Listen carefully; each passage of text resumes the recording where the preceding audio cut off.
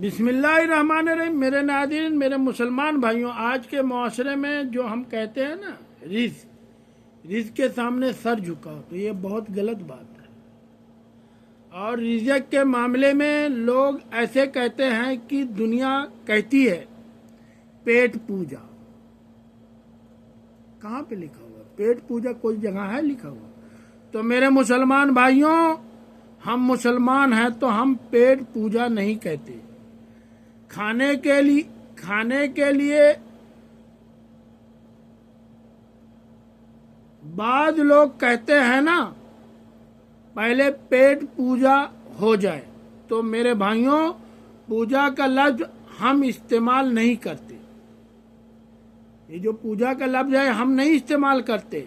کیا آپ سر جھکا کر چاٹ کے کھاتے ہیں یا لقمہ اٹھا کر ہاتھ سے کھاتے ہیں؟ اب بتائیں، آپ کیا سر جھکا کر چاٹ کے کھاتے ہیں یا لقمہ اٹھا کر ہاتھ سے کھاتے ہیں؟ میرے بھائیوں، ہم ہاتھ سے کھاتے ہیں نا۔ باقی جانور کو دیکھو، بکری کھاتی ہے منہ جھکا کے کھاتی ہے۔ بیل بھینس وغیرہ سب سر جھکا کے کھاتے ہیں اور رزق کو چاٹ کے کھاتے ہیں۔ رزق کو کیسے کھاتے ہیں؟ چاٹ کے کھاتے ہیں، سر جھکا کے کھاتے ہیں۔ تو ان کا سر جھک جاتا ہے، لیکن تمہارے سر کو رب نے اتنا محترم رکھا ہے کہ آپ سوچ بھی نہیں سکتے۔ اتنا محترم رکھا ہے کہ روز تمہیں جو رزق کی ضرورت ہے اس کے سامنے بھی مت جھکاؤ۔ اگر کسی سے رزق کی ضرورت ہے اس کے سامنے مت جھکاؤ۔ سر جھکانا ہے تو رزق کے سامنے نہیں، سر جھکانا ہے تو رزق کے سامنے نہیں، رزاق کے سامنے جھکایا جائے گا۔ کس کے سامنے؟ رزاق کے سامنے جھکایا جائے گا۔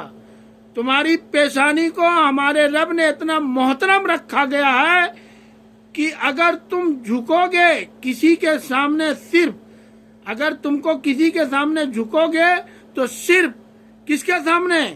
صرف رزاق کے سامنے یا سر جھکانا ہے۔ اگر آپ کو کسی کے سامنے جھکو گے تو صرف کس کے سامنے؟ رزاق کے سامنے سر جھکانا ہے۔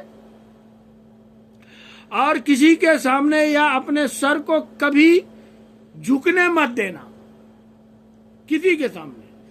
اگر یہ سر کبھی جھکے گا تو اپنے رزاق کے سامنے، اور کسی کے سامنے کبھی مت جھکانا۔ جو ہمارا حقیقی پالنہار ہے، جو ہمیں حقیقی رزق دیتا ہے، وہ ہمارا رزاق ہے۔ یہ سر اگر جھکے گا تو صرف یہ سر اس کے سامنے جھکے گا۔